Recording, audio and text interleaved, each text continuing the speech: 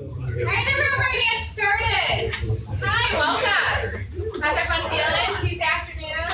Happy to be inside. It's really hot outside. I'm new to Austin.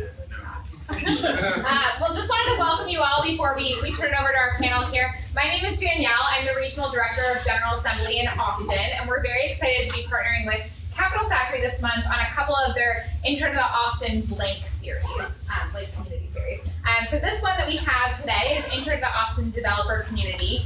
So we have an awesome panel here for you who are all involved in helping organize different meetups in town in the developer community and can tell you a little bit about how you can plug in, and we'll have some time for you all to answer questions as well. Just really quickly, for those of you who are new, wanted to give a quick introduction to General Assembly. I'm curious, how many of you all are familiar with General Assembly? And I figured there would be a big group right here because we actually have all of our students in our full-time web development program here. But great, so it seems like a lot of people are familiar. I'll give a quick who are we for those of you who don't know.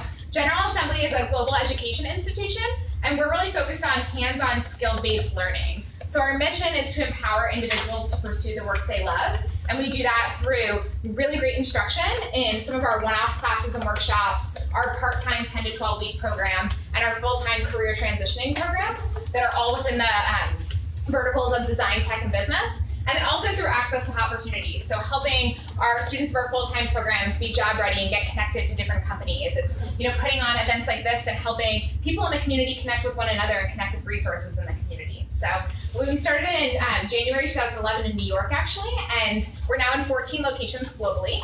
Pretty new to Austin. We came here in December. We have space on 6th and Congress. We have a couple of classrooms over there and have things happening all the time and are really excited to be partnering specifically with Capital Factory on this series. So just wanted to welcome you all.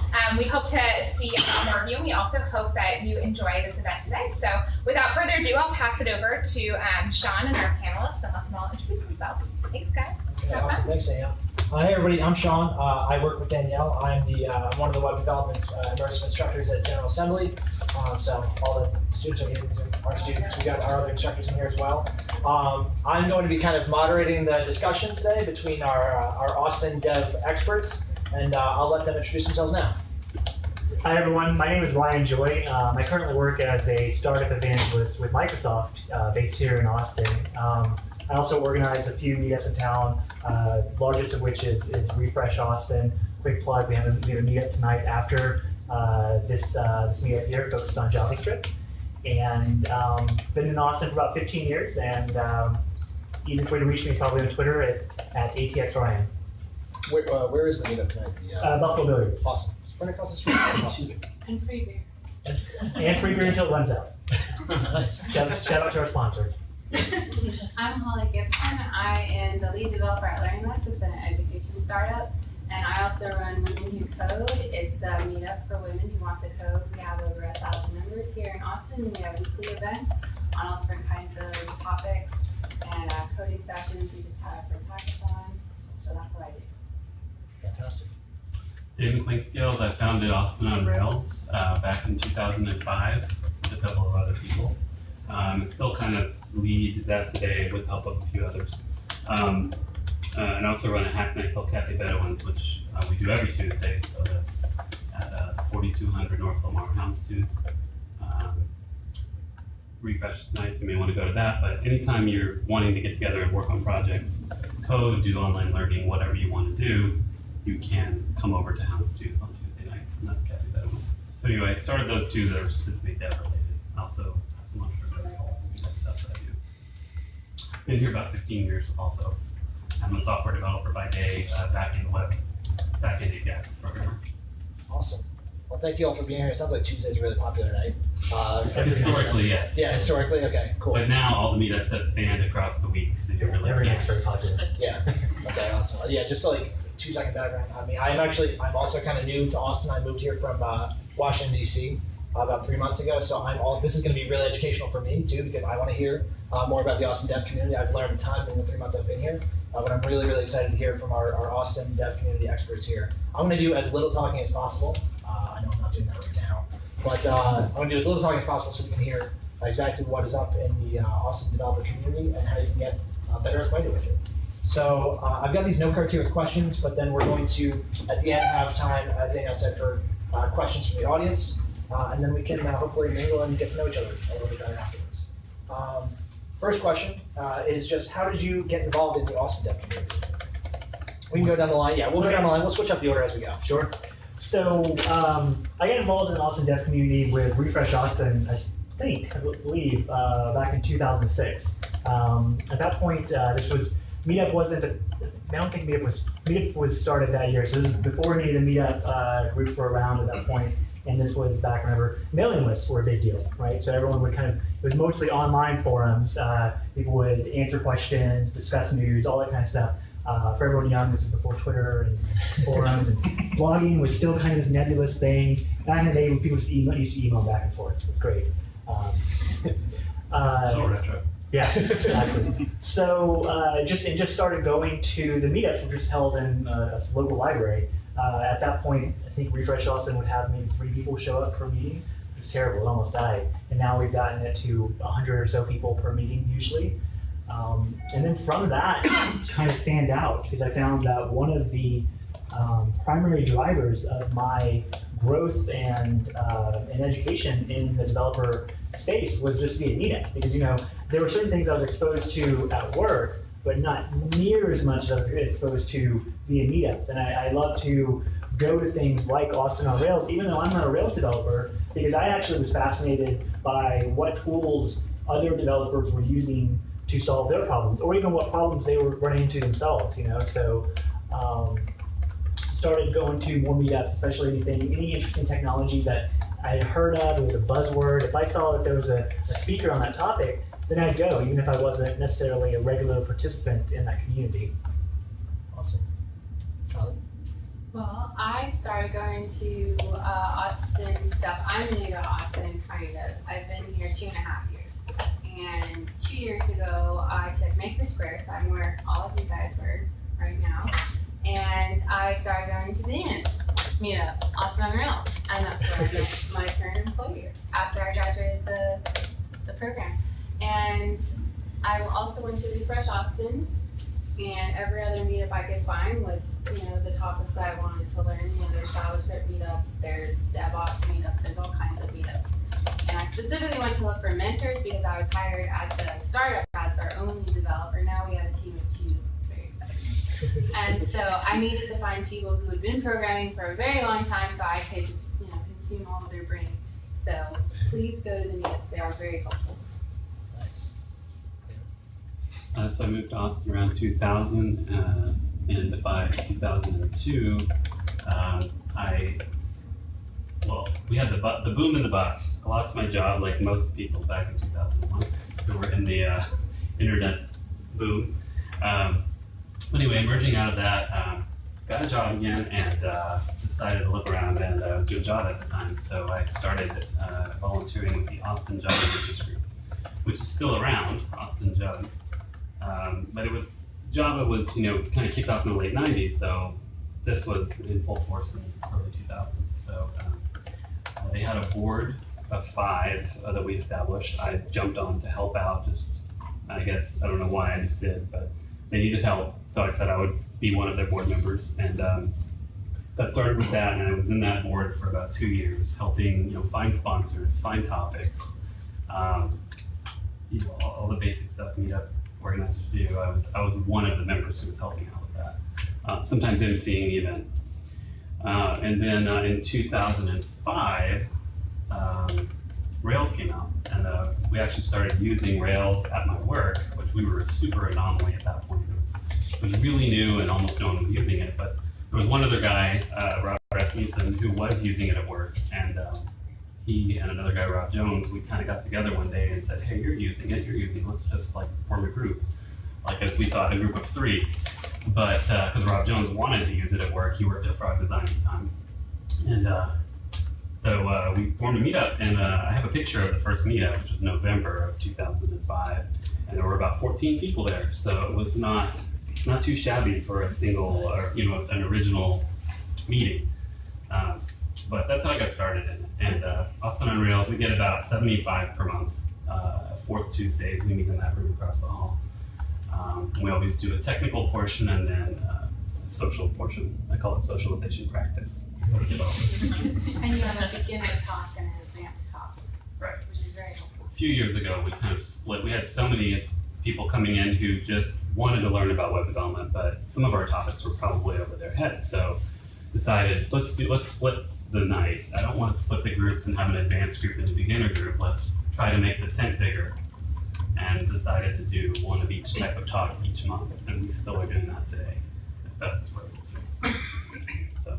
Awesome, that's fantastic. So we've got a lot of varying experiences, like a lot of different paths, it sounds like, into the Austin developer community. We'll have to get that photo of the first Austin on Rails meetup for posterity. I had no idea Rob Jones was at the genesis of Austin on Rails. Awesome. Me and the two Robs. Yeah.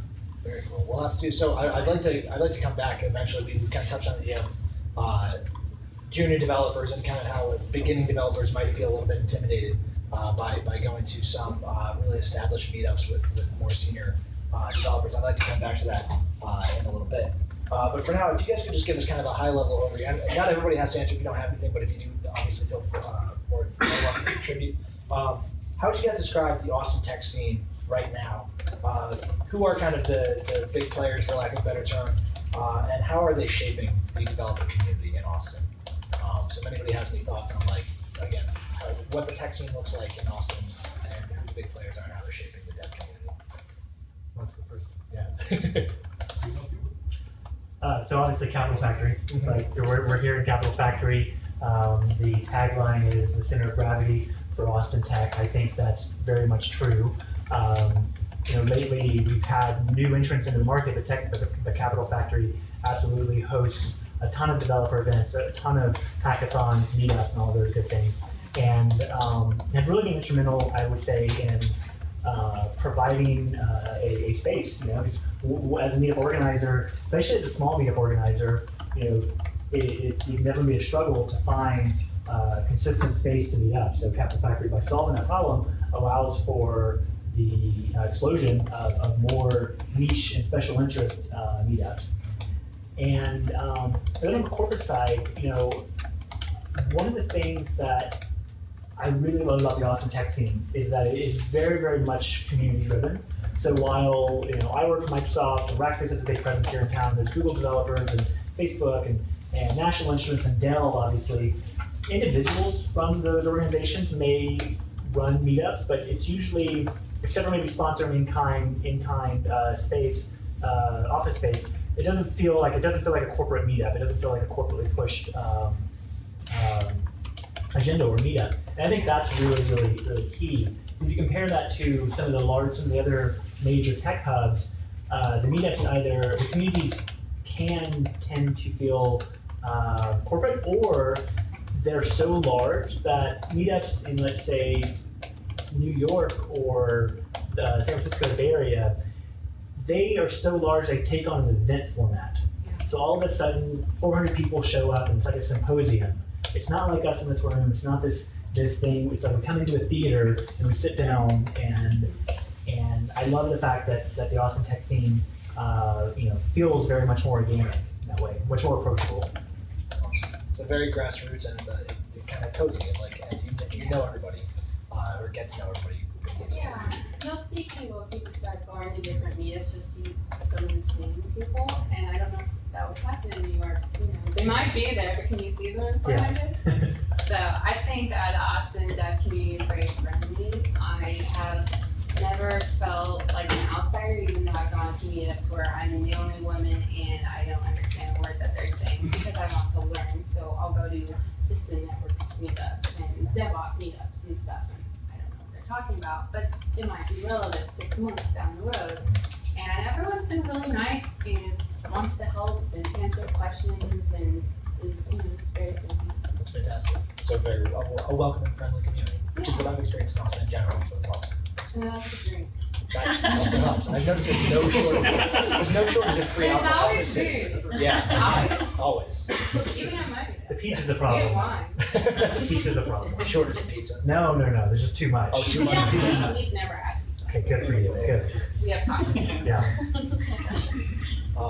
Cool. So as far as we kind of started to get into this, but how would you, as far as the Austin tech scene, how it differs from other communities? Again, I'm coming from DC, where it's not a huge tech scene, but just like you were talking about, Ryan, I think they have the biggest tech meetup there in, as far as I know, the world, where they got they consistently have 700-800 people showing up to an event. Where like, how can you possibly get to know everybody at that event?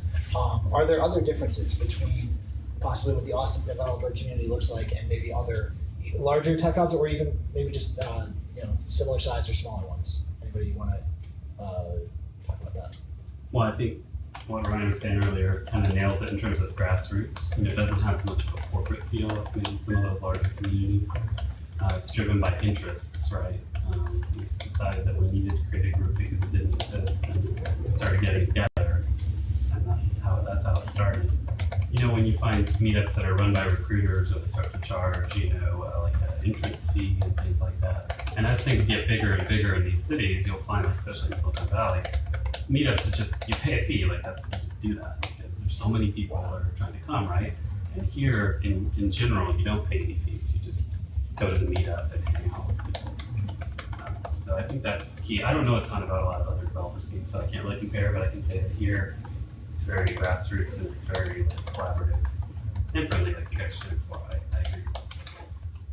I've heard, again, I'm going to make a lot of DC comparisons because that's really all I have to compare it to, but I think the biggest shift when I moved here was instead of asking people, you no longer ask people, what do you do, as the first question out of your mouth. It's more like, what do you do for fun? Or, what's your deal? What are you all about? It seems like the Austin dev community is a lot more, you definitely are networking, right? But it seems like it's a lot more about gaining knowledge and just meeting cool people than it is about any kind of maybe moving up the ladder for, for any kind of skills-based stuff. Is that, have you guys found that's accurate? Or? So one thing I always, as part of my role, oftentimes I'm talking to college students or folks like General Assembly or the Iron Yard or any of these other coder schools, and I always tell people that, yes, what you're learning in school is great, or the projects that you're working on, or put code on GitHub, those are all important as well, but it is so important to participate in the tech community, because on any given night there are people who will be your next employer, your next employee, your next co-founder, your next whatever, right? Talking about and meeting and listening to tech talks. But I usually don't mention this. They're also, at least in my experience, they're also your next friend, because here in Austin, as deeply involved as I have been in the tech community over the years, I don't know if this is a sad thing or not, but the vast majority of my social circle is from the tech community. I mean, probably almost all of it, except for social circles that I still have from my college, or the occasional like work colleague or something like that. So it's funny because people will ask, they'll ask, a good friend about where we at a bar or something, and someone will say, oh, how did you, initially meet Victor? And I'm like, well, wait a second. I guess it was Refresh Austin or some other meetup, and I was like, and then all of a sudden you realize, like, yeah, we're so close, and yet I've never actually worked with you, or I've never actually done any of the things where you normally become close to somebody. There's no forward connection. Yeah, it was just community stuff, but just repeat. You see each other on a monthly basis. You start seeing them at other meetups. Then all of a sudden, after that meetup, you go out and grab a beer or something. You see them walk, and then you have that connection, and all of a sudden, it evolves into friendship, and they're part of your circle. Cool. Then they're coming to your house in Publix. I don't think that's sad at all, though. I think that's awesome. Awesome. Yeah. Did anybody else say? You can go. I have a story. So this guy Mike, he was a audio engineer by trade. That's what he would do. He wanted to kind of become a software developer, but he didn't have any path to do that other than sort of learning on his own. And he started coming to Austin on Rails and listening to the talks, meeting people, chatting, becoming friends with people, having technical conversations as much as he was able, and then doing learning on his own. So it was like his own learning time that he put in, plus all the community stuff that he gave time to. But 1 year later, he took his first developer job, having learned enough and having met enough people to join a company as a software developer. He had done that kind of all on his own with the help of the community that we had built. And he came up to me after one of Austin on Rails meetings and told me, I just want to thank you for the creation of this community. This community has changed my life. And he had this new role and he had a new life, and he was, almost emotional, I would say, about it. So he was thanking me for what we had created, and so that was a really cool moment for me personally. That's awesome. Very cool. That's a great story. As far as, I mean, talking about the tech scene in general, it's been, I don't think it's news to anybody, the tech scene in Austin's been growing like wildfire. Over the last several years, what is driving that growth? And will it continue? Do you think? That's kind of a larger question, I guess, about tech in Austin in general, in addition to that community. But yeah, what do you guys think about the growth in the Austin tech scene? Well, it's the Texas economy, and it's a lot easier to have a business in Texas than California or New York, so people are moving here from other states. We actually, Austin passed New York to be the most dense startups per population, so we have more startups than New York if you do it by population. Over capita, yeah. So it's a great place to start a business. Very cool. Cheaper. How is that changing I mean, obviously the dev community gets larger when that happens. Has that affected meetups positively, negatively, in any way at all? Or it sounds like the Austin dev community is like very welcoming to new people, so I'd imagine it's a welcome change. But yeah, I'm not sure if there's any thoughts on like how the community has changed over the last couple of years in its growth. I don't know if it's necessarily changed, but as a meetup organizer, it is something I'm very cognizant about onboarding new users and new visitors and things like that. And I think that that's something because we have to be very careful that, you know, I mentioned that my social circle is my tech community friends, and all of a sudden we have to be very cognizant and aware that we can't create a club that, you know, new members are allowed, or it seems impenetrable from the outside, and it may not. It may be through no fault of our own, that's just what happens, right? We all know each other, right? And we're on first name basis, and then all of a sudden someone who moves from out of town or someone who just graduates feels like, oh, I can't break through this, right? And I think we've done a good job of that. It's just something I'm always very cognizant of and want to try to improve. In terms of the tech community growth, one of the things I always mention, not necessarily specifically in relation to tech, but just in general to Austin, is, you know, about 8 blocks that way, you have 55,000 current undergraduate students, another 8,000 graduate students, and then how many people are currently taking the semester off? Anyone want to take a guess? I don't know, 150,000, 200,000, probably. And that's a massive university. You have Texas State, 35,000 kids over there, young adults, and many of them live and work in Austin as well, and that doesn't count St. Ed and some other stuff. So for a relatively small city, a massive percentage of it is a constant refresh of 20 to 28 or so. So that keeps the city young and vibrant, and new blood always kind of coming in. And one of the things that makes Austin in general a little bit different than some of the other tech hubs across the country. So you've got kind of the dual influence, I guess, of, like you said, new businesses coming to Texas for whatever reason. You know, it's a very business-friendly culture as well. Even large businesses. And large businesses too, yeah. Facebook is here now. Apple, when did Apple come? A long time ago, but they just opened a 1 million square foot facility. Yeah. It's the largest installation of Apple outside of Cupertino. Yeah, Google has 2 offices, and they're going to be downtown in 2 years. They're going to merge the offices. So you have a lot of downtown activity too. Some of the more established companies are coming back downtown, and all the startups want to be down. So downtown is becoming a hub. Yeah, one thing I'll actually follow on to that one is almost going back to your original question, or the earlier question about what makes Austin different. The Austin tech community benefits from the density. I know it may seem like if you're working in North Austin, or if you live in North or South Austin, it makes it a pain to have to come to downtown Austin and drive and have to find parking. But you compare the tech communities in San Francisco and the Valley, and New York and New Jersey and things like that, and then other cities here in Texas, like Dallas, Fort Worth, or Houston. I mean, you're talking about meetups that are 45 minutes apart, and we just don't have that, except for a few outliers. Everything happens within a few square blocks around here. I mean, everything. So you always kind of know where to go, and you have that density where you have collisions with people you meet at any of these meetups. And that's why you can do things like I participated in the ATX startup crawl and stuff like that. Nuco ATX, I imagine those to be impossible in a lot of other. And that's very much something that I think is a unique benefit to Austin. Yeah, and it feels like a small town because I'll be shopping downtown on the weekends and I run into people that I've met at meetups, and it's just weird because I'm from LA, so meetups are 2 hours apart. So here it's like, whoa, I know that person. That's weird. One other thing is the creative community here. So like we're known for being the live music capital of the world.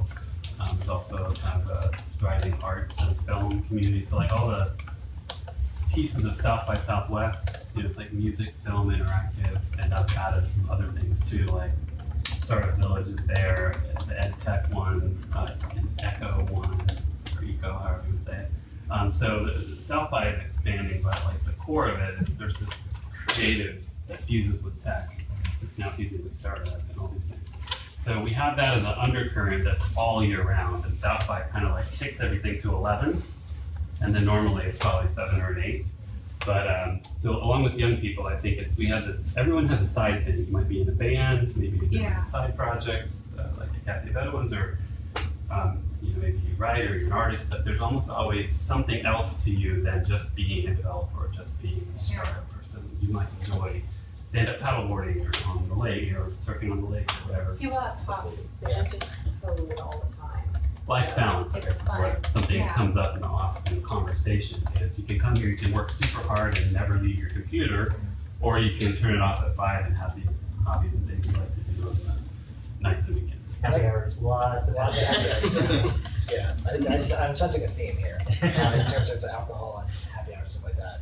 But yeah, it seems like there's no shortage of things to do in Austin, and it's nice to have, obviously the burnout discussion of like, do you have to always be working as a developer is a big one in the tech industry. So it's nice to hear that Austin has kind of... Can I make one comment about the alcohol? Sure. So it's fun and everything, but I actually separate alcohol out of our technical meetup. Austin on Rails does not have alcohol, and that's a personal decision that I make. And that's because some, particularly female developers, don't feel good in an alcohol environment because they get hit on or it becomes more of a party atmosphere. And also some people have alcoholism in their families and they just don't want to be around people who are drinking. So we've taken that into account and said, hey, we're going to have alcohol. It's after. Just come hang out at the bar, and the people that are not comfortable with that can choose whether they want to be part of it. I just wanted to throw that out there. And it's just a stand that I've taken. A lot of meetups have beer and pizza and whatnot, and that's totally fine, but it is something to think about. I think that's a great point to be made. We joke about it, I guess, having beer at every event and stuff like that, but it's really important to make people feel comfortable, whatever it is, whether it's alcohol or anything else. I think, Brian, to your point about you're being cognizant of making everybody that you see feel comfortable at your events. I think that's a really, really great point. That I'm glad that meetup organizers in Austin are thinking of, because maybe it's other communities. That's not something that's cognizant. That's why the tech industry, maybe one of the reasons the tech industry does have not the best reputation for being inclusive and diverse. So I'm glad to hear that Austin meetup organizers think about that. For new devs, I know we've got anybody in here would consider themselves new to development, junior developer, anybody? I know there should be a bunch in this area. There we go. All right, cool. So for new developers looking to break into the community in Austin, what do you recommend? How do you recommend getting involved? I'll leave that open-ended. Go to meetups, hackathons. There's all kinds of opportunities to work alongside people and do technical learning and build your network that we've been talking about. And I would say just participate. Don't just sit at home on your computer and bang your head on the keyboard. Come out and hack with other people and attend meetups to learn some stuff. And then have conversations with people that maybe have more experience than you, and take it in and learn stuff. Yeah, I met one of my mentors at Austin on Rails. He was giving the advanced talk, and it was way over my head, but it sounded really cool. So I went to the socializing at the pub afterwards and asked him a bunch of questions, and he said, well, I can't explain it to you in just, over a couple of drinks, so can we meet like on the weekend at a coffee shop or something, and I can go over the code with you? And I was like, yes. And so we ended up meeting almost weekly for about 4 months because I just had so many questions. And for him, it was very fascinating. He hadn't worked with a woman before and not really a beginner coder. And so it was really interesting to see my perspective. And I bought him scotch and coffee. He was happy. But then we were able to hire him for a project because he was a contractor. And so then I actually got to work with him on a daily basis. And I really saw my skills quadruple. So if you can find mentors, if you're not at a company where they're mentoring you, if you can find mentors outside of the company, it's really beneficial. And so you're not going to find them at home. You have to go to meetups and ask questions, meet people. If I could press you on that for a second, because I know that's a discussion that we've had in our class, is how do you start that relationship even? How do you find people who are just say hi, just introduce yourself. I think it can be, I know it's intimidating for me, as a new person going to a new meetup, a new city. I know it can be intimidating, especially, I think development is by nature kind of an intimidating trade where the amount of knowledge that you have kind of dictates maybe how good you are at something, or that's a perception at least. Are there any tips or tricks on like how, as a new developer, especially someone who might not know as much as a senior developer, how you can approach people and have a productive conversation? Well, you need to engage them. So I had a specific question on the talk that he'd given. So that already had, into the conversation. It wasn't just like, hi, hello, how are you? I was like, hey, I want to know about this. We were talking about Rails engines. How do they work? I'm thinking about maybe using it at work because I'm the only developer. And he's like, okay, well, how long have you been doing Rails? I'm like, 4 months. And he's like, why are you the only developer? I'm stupid and so, I think he took pity on me, but if you can get them to take pity on you, that works too. So, just engage them and some people may help you, some won't, and just keep trying until you find someone who does want to help you. I'll also add, if you're not comfortable immediately approaching someone, stalk them online for a little while. Follow them on Twitter, things like that, and then follow people who they talk with as well, who are, especially if they're here local to Austin. To start to include yourself in that community, right? Because we all have these confirmation biases.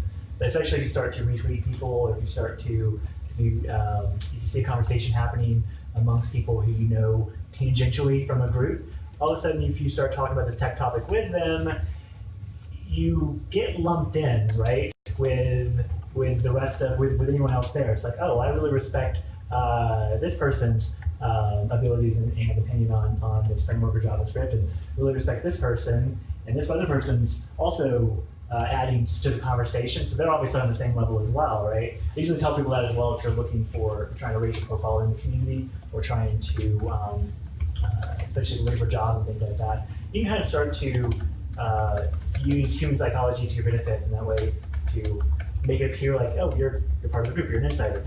And that can also make it then easier to approach someone at the meetup later on when it's like, hey, I think we follow each other on Twitter, but hey, great talk. I love that, really love that. Then have this that follow-up conversation. Awesome. Make it till you make it. There you go. One thing we haven't mentioned is blogging. Like a lot of the junior developers that I've seen, they'll blog their experiences as they're learning how to code. So they'll just write up whatever it is they're going through, the problem that they bang their head on, the solution they found online, and they'll link to it. And that's sort of like a shared learning experience that's a little more long form, so better than Twitter in that. Twitter's better for short conversational bursts and information sharing where you're pointing to someone else's article. But on your blog, you can kind of go into detail about a particular topic you've been drilling into, and then people read that, or maybe you share it on Twitter, or, I've always been like looking to the newbies at the event to try to talk to them and find out what they're about. I try to follow back a lot of the Ruby developers who've come up over the last few years. Just follow them back regardless, because if they were in Makersquare or some program, I would just automatically follow them back. That's the kind of guy that I am. But I would then get to see what they're sharing. And I could maybe retweet something and kind of make more people aware of them and that they're out there having this learning journey, or maybe they have a specific question that I can help them get an answer to. So you have to start, like you said, you get in the community, even if it's just virtually. I'll add to that also CodePen resources and GitHub gist, things like that. One comment I'll add, as each one of these new communication mediums kind of appears. Like it's something that you have to struggle with to maintain cohesiveness of a community. Because whenever it was just mailing list, it was very simple, right? It was very simple for everyone to subscribe to the mailing list. There was a core group of participants. There were thousands more lurkers, right? And every once in a while, they were lurkers, watchers. Every once in a while, they would make posts, but they still felt part of the community. As mailing lists have essentially kind of gone away, in a weird way, we've lost a real sense of community because all of a sudden, if I follow someone and they follow me back, we're kind of this little click over here, and there's this little click, and going back to onboarding new persons to a community, it'd be very difficult for them to know where to start or who is most active in the community or how do I get involved in that. And unfortunately, that's just the way it is. You don't really necessarily know whose blog should be following, and there's a... So start with the meetup organizers. Yeah. Because I consider myself to be a hub for information and people who are participating in our community. So like I said, I followed by tons of people, I shared things, and so that becomes like a human hub of both connecting people and information to others. And there's one more trend that I see happening now. This is, and in many ways I lament this, I find this unfortunate, but it just is the way it is. A lot of communities are now embracing Slack, right, to manage their community stuff, which is great. It's an awesome tool, but it's also a closed garden, and it's completely opaque to discovery from the outside. You know, it's a change, a tide of a change. You can't really fight against it because that's where the community is moving toward. But you just have to, like, these are not steady start targets, like they change, and it's incumbent upon meetup organizers to make sure that whatever the new platform of choice is that people are just adopting en masse, that they're able to utilize that and still maintain inclusiveness. Yeah, so it sounds like decentralized conversations and closed conversations can be good for some situations, but it also can be sometimes a threat to the growth of communities. They're both important. Public conversation and conversations within a wall community can both be really valuable, but they're not. One is not a replacement for the other. Right.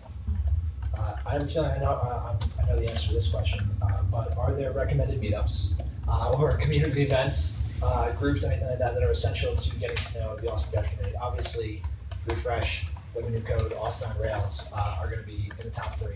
I think this meetup may be the most important meetup. Intro to the learn. Intro to the whatever community. Awesome. Yeah. Are any others that you guys can think of that are kind of like the essentials? Can you just let me start listing them off? Sure, let's do it. Let's rattle them off. 75 meetups. Austin JavaScript is a good one. The Austin Python is a good one if you're interested in Python. Do we still do web Python meetups? A separate one?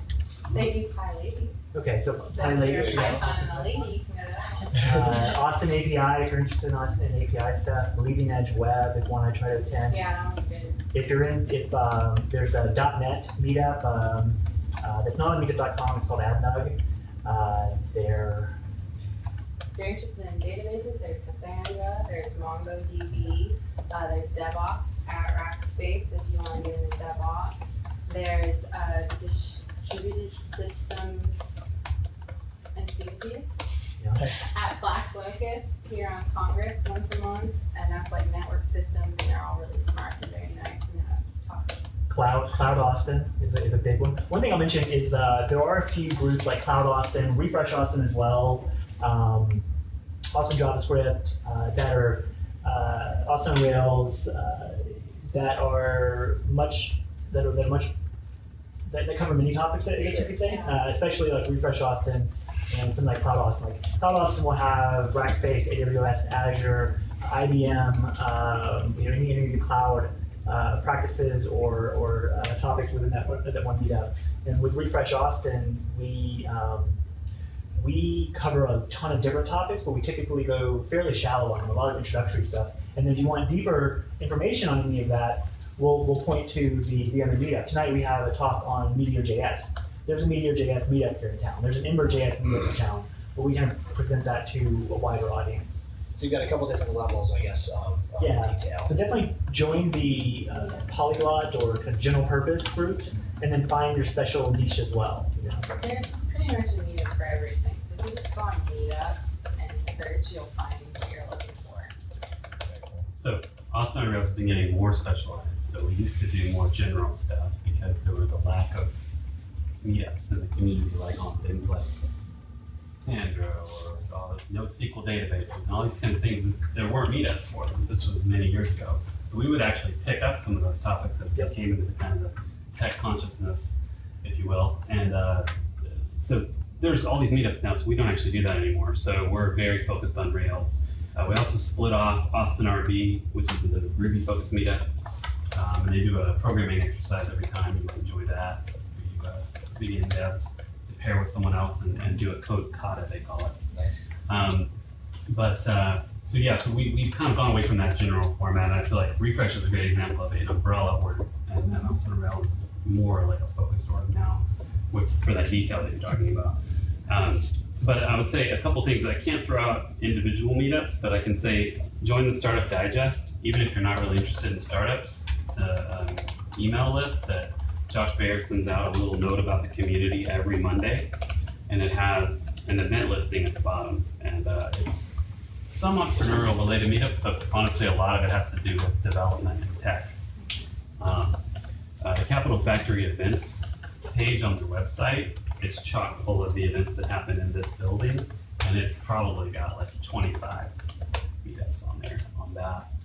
And if you're looking for jobs, Capital Factory's Facebook group, they have a jobs, Capital Factory jobs.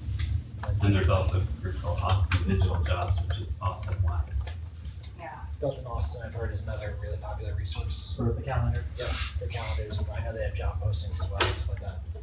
With Women Who Code, we are mostly beginner talks because we have a lot of women coming in wanting to learn. Our tech talks are open to men and women, it's open to the general public, but our classes and our coding times and our lightning talks, it's Gotcha.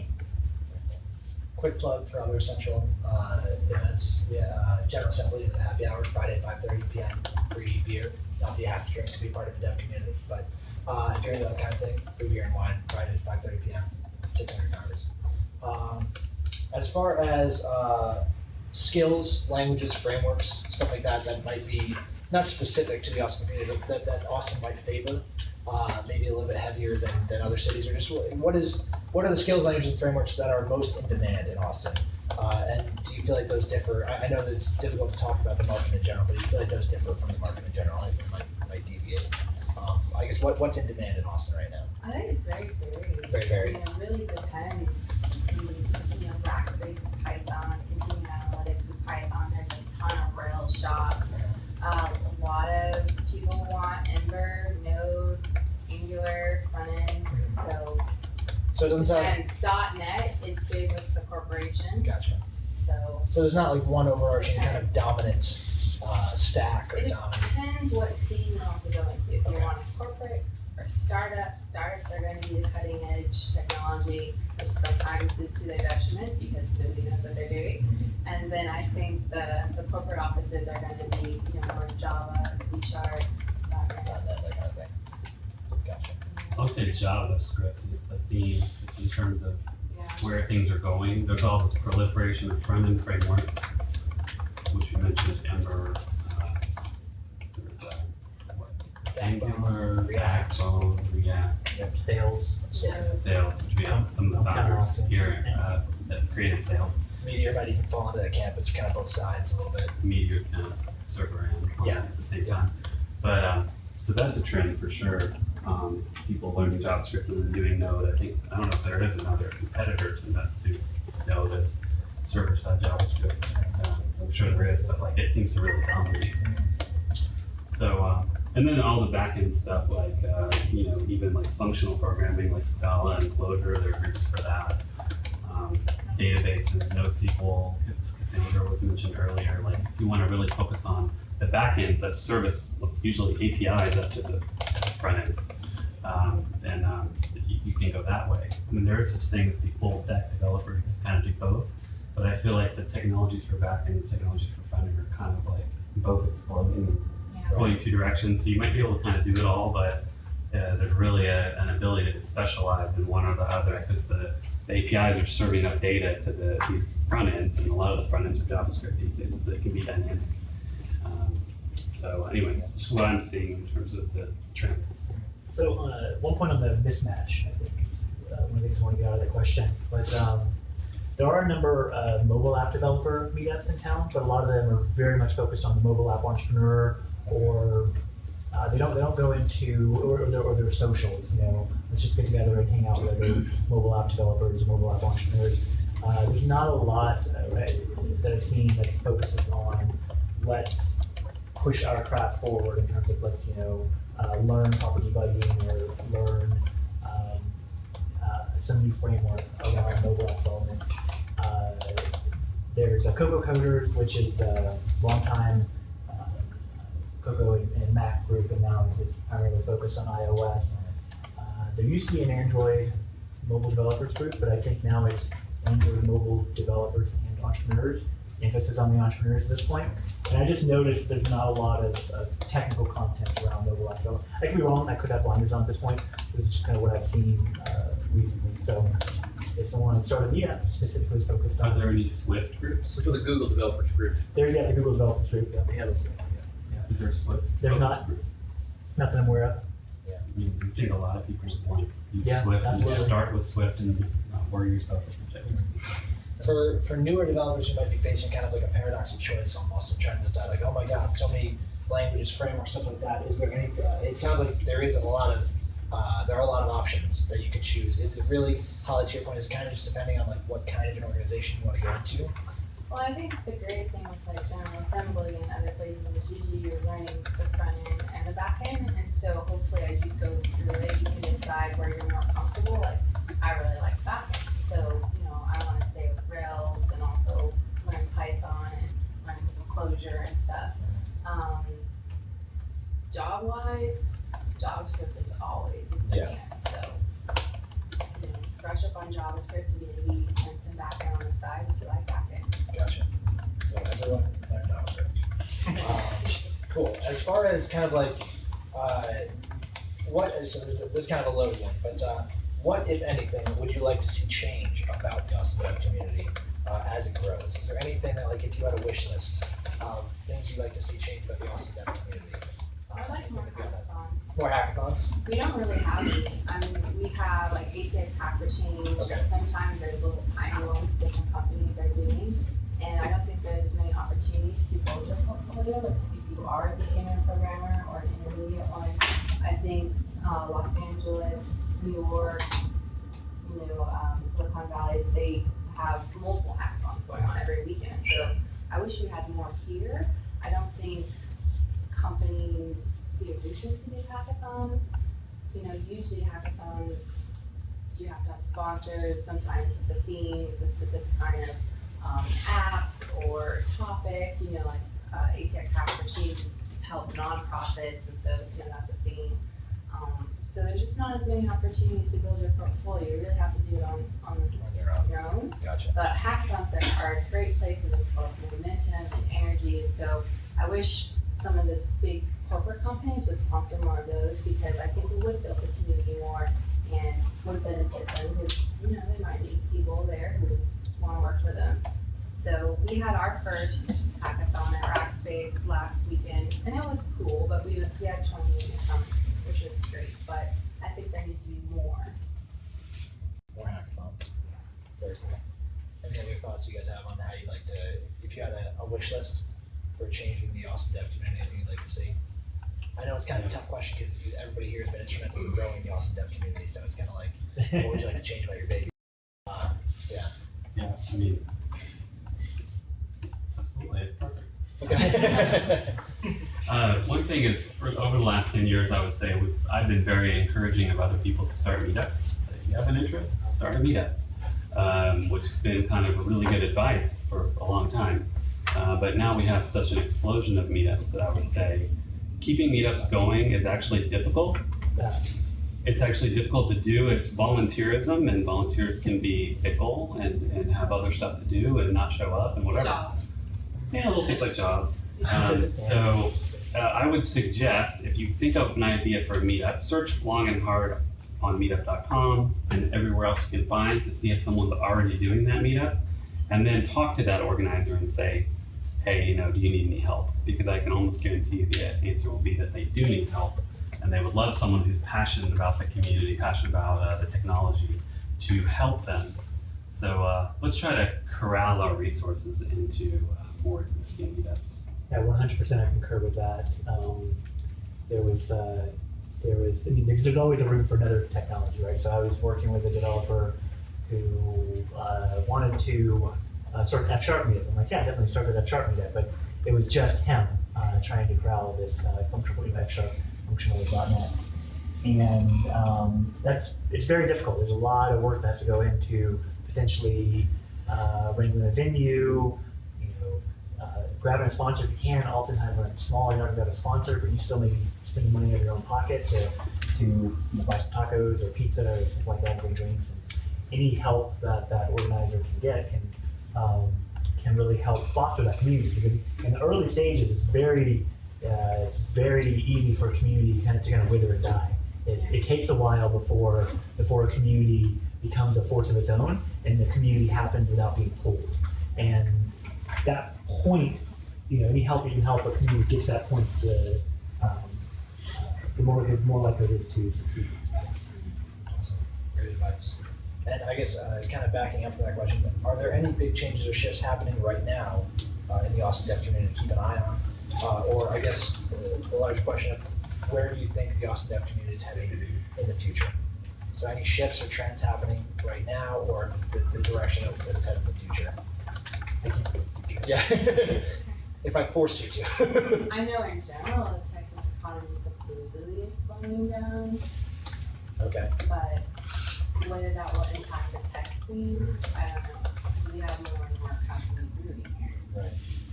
I think there's some, I'm not sure if this stat is true or anything, but I think it was 107 or something people move to Austin every day. And so it seems like Austin itself is still growing very, very quickly. I don't know if this stat is true, but I remember maybe a year or so ago, I was talking with someone and they said, I don't know where this number comes from, so take it with a very large grain of salt, but it was something like there were 5,000 open positions that could be classified as tech in Austin. And they were just having difficulty filling those positions. So while that lasts, it's a good time to be a developer. It's a terrible time to be hiring. I don't know how long that lasts for. Every company I know. Yeah, and having trouble doing so. Yeah.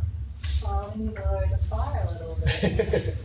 So after the census in 2010, I think it was Forbes magazine did this tool where you could say what are the inflows and outflows to any county in the U.S.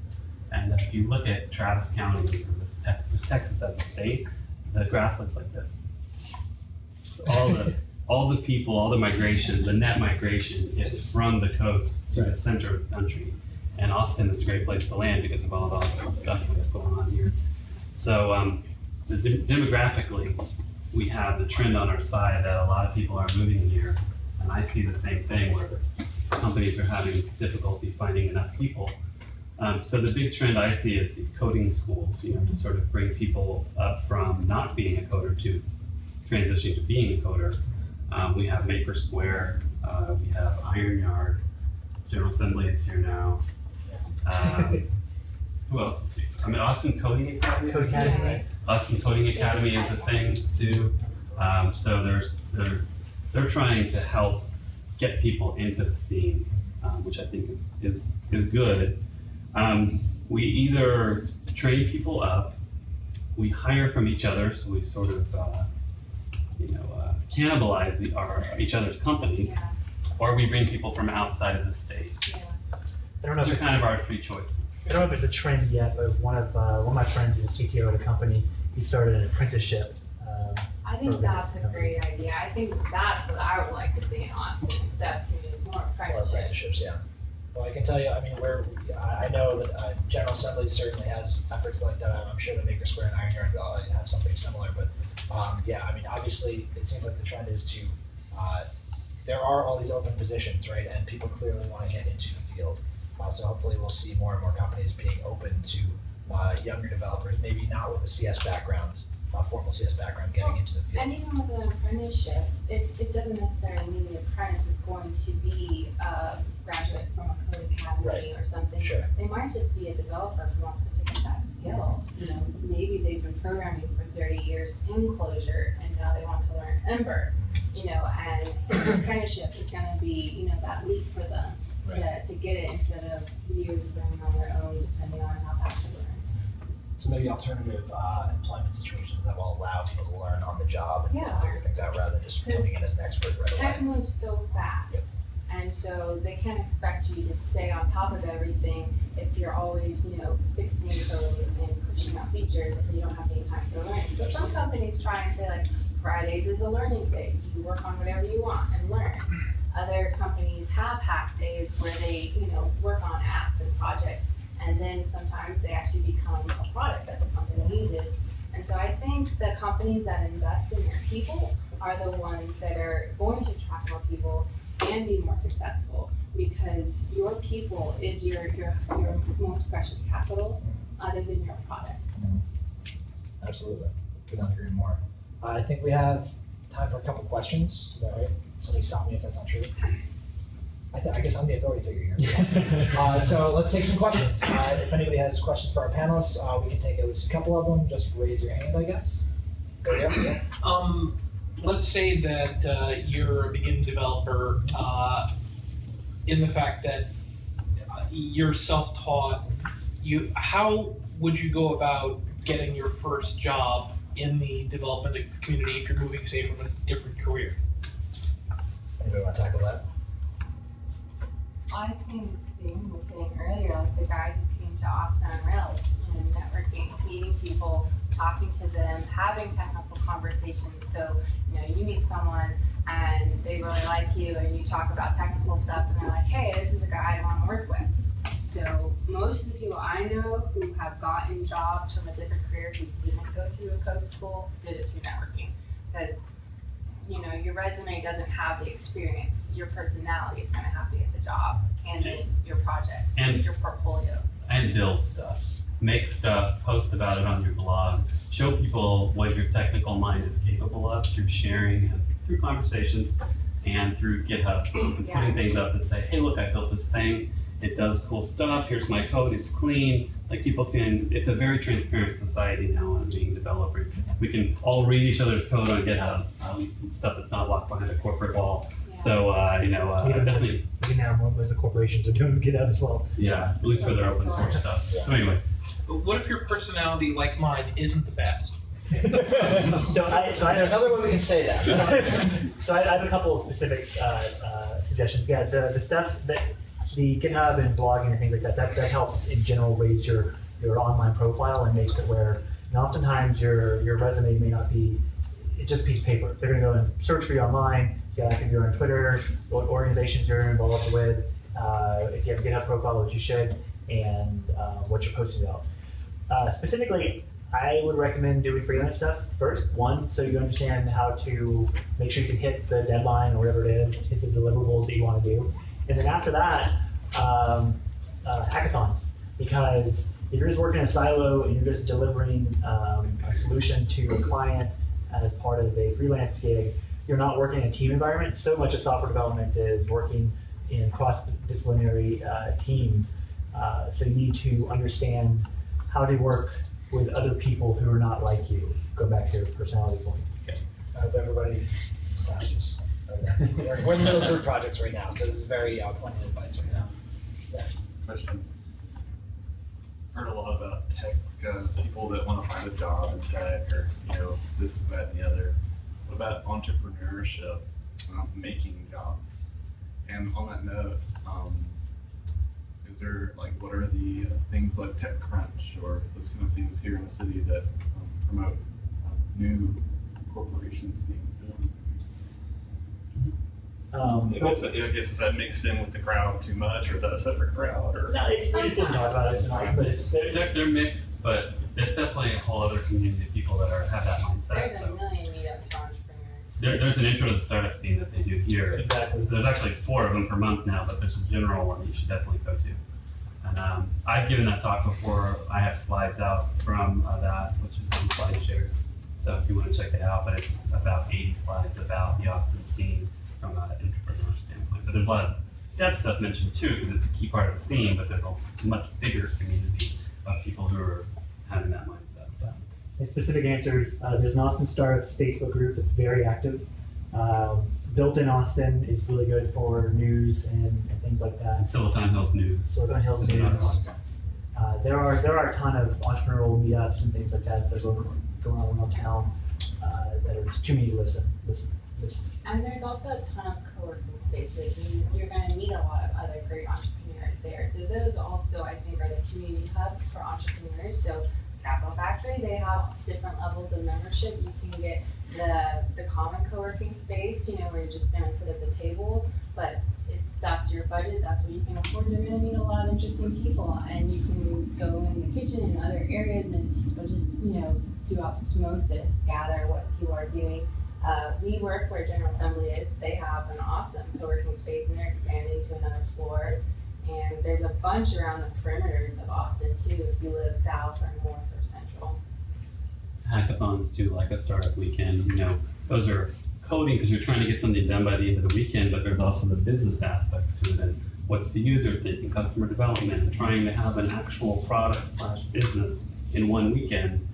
It's kind of a trial by fire. You're not going to create the next great company in a weekend, but you are forcing everyone through sort of a trial by fire to see what it's like to work with people, what it's like to create something from a business standpoint, not just the tech. And so that's a useful exercise too. ProtoHack was here in January at Capital Factory, and I think they'll come back next year. And it's a great hackathon because it's for entrepreneurs and there's no code in it. You use prototyping tools, and so you prototype an app or you prototype your website, and then they have different levels of prizes you get, like patenting and different things. And so that's another great one to go to just to get your idea so that you can show it to investors because you'll have a prototype. I think Angel Hack was here a couple weeks ago. Ryan and Aguilar were actually judges for that event.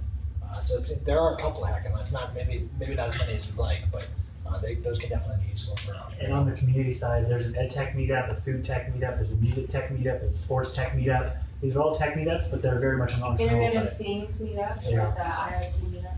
DCX hardware startups meetup. No shortage of meetups or resources, I guess, for tech or for entrepreneurial-minded individuals. And there's founder breakfasts. Yeah. Also tech breakfast. I'm increasingly seeing a lot of job postings sort of playing in the area where people are starting to use computer science and big data to drive cost-saving insights. And I've seen that's seems like kind of a pretty new trend like the last 3 years. I'm wondering if you guys have any advice for people seeking jobs in that space about how do you prepare yourself to go into that space, because that seems also like it draws from diverse backgrounds and the kind of technologies that are going to be the biggest players there and the meetups that might be associated with that. In the general data science space, like jobs in data science, okay, great. Go to the big data meetups, the database ones like Cassandra. You're going to meet people there. Look at all the analytics companies in Austin. There's Main Street Hub. They're going to be sponsoring Refresh Austin, so go there tonight. They do a bunch of social media analytics. They gave a talk for Learning New Code, and it was really cool what they're doing there. Lithium does analytics. Union metrics, continuum analytics. There's a lot. So just look up analytics in Austin. You'll find the companies. Start following some of their people on Twitter. Find out what meetups they go to. People take the machine learning course at like MIT or the Coursera, online stuff they're really interested in. And this stuff, they'll just do an online class at one of these universities, either Stanford or MIT. And I know a lot of people who have done that, who are wanting to learn about data science. They'll take that class and have their minds blown about machine learning approaches. In terms of the tech, machine learning tools are becoming much easier to work with. Microsoft, IBM, Amazon all have machine learning tools that make creating these experiments and these data science solutions easier to work with. Underneath all that, a lot of times you're going to want to work with Python or statistical language. I know I actually went to the Python meetup maybe last month, and because Python is so great for data science, I know there's a lot of data science enthusiasts in the Python meetup, so it's a fantastic one. Also, another quick plug, I swear to God, I'll stop talking Jay, but we also have courses for data science and data analytics if you'd like to hear more about them. I'd be happy to talk about it. We have an annual conference called Data Day Texas, put on by Lynn Bender.